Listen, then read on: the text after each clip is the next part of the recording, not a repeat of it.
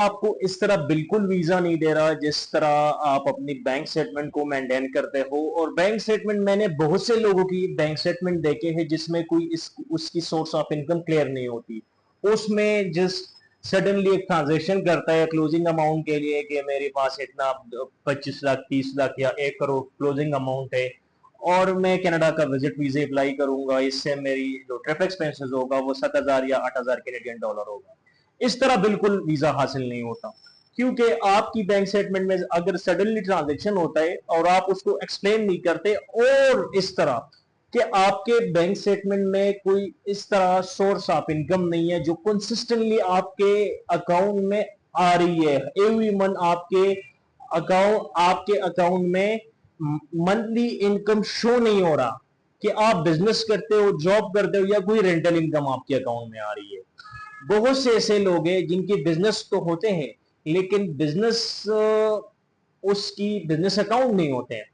अगर business account होते हैं तो उसके इनकम नहीं आती उसके पर्सनल अकाउंट में, और ये लोग ये समझते हैं कि यार कनाडा बिल्कुल इस तरह आपको वीजा देगा। इस तरह बिल्कुल नहीं होता।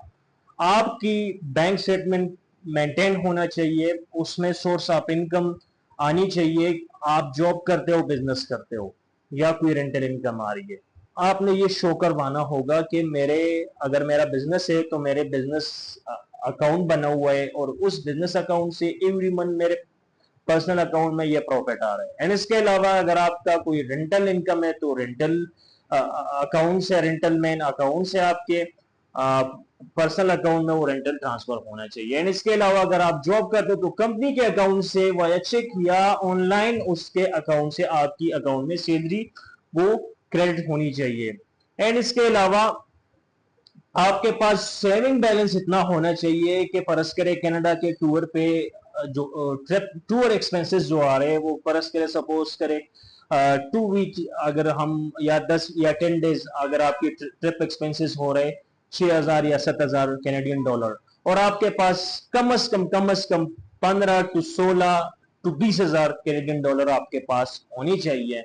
एंड इसके अलावा मैं आपको हमेशा कहता हूं कि कम अज कम आपके पास उसके डबल ट्रिपल होनी चाहिए। पर इसके आपके कनाडा के ट्रिप के ऊपर 7,000 कैनेडियन डॉलर आपके खर्चा रहे तो आपके पास कम अज कम 16,000 कैनेडियन डॉलर होनी चाहिए आपके अकाउंट में। उससे अगर दुगना हो, 3 गुना ज्यादा हो तो बिल्कुल ये एक पॉजिटिव पॉइंट है, आपको कनाडा विजिट वीजा इस तरह ग्रहण करवा सकता है। इसके अलावा आपके अकाउंट में जो पैसा आ रहा है, जो अमाउंट आपके अकाउंट में आ रहा है, उसकी आप एक क्लेरिफिकेशन लेटर, एक जस्टिफिकेशन लेटर कि ये अमाउंट कहां से आ रहा है। एंड इसके अलावा अगर कोई एडिशनल ट्रांजेक्शन आपसे हुए हैं तो आपने उसको क्लेरिफिकेशन एंड इसके अलावा जस्टिफिकेशन प्रोवाइड करनी होती है कि अमाउंट कहां से आ रहा है।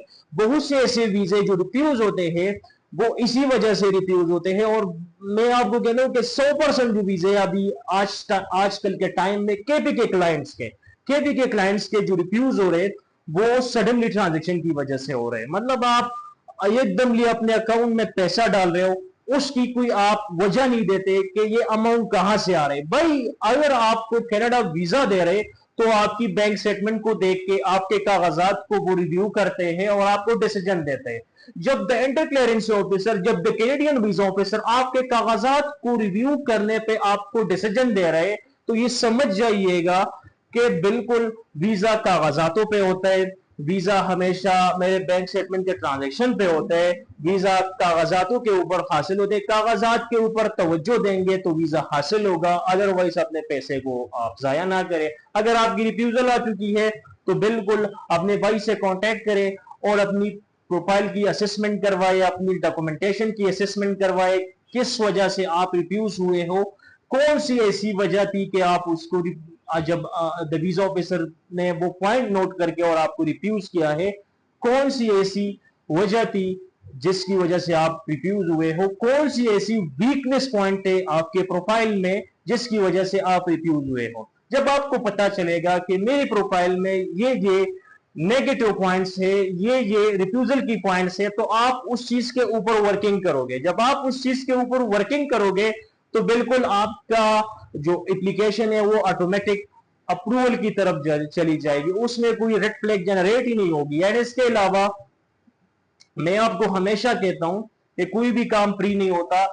जब आप हमसे असेसमेंट करवाएंगे तो असेसमेंट के मैं सिर्फ 15,000 रुपए चार्ज करता हूं, जिसमें आपको बाकायदा तौर पर पता चलता है कि ये मेरी प्रोफाइल में ये मिस्टेक थी, और आपको मिस्टेक पता चलेगी, उस मिस्टेक को आप रिमूव करोगे।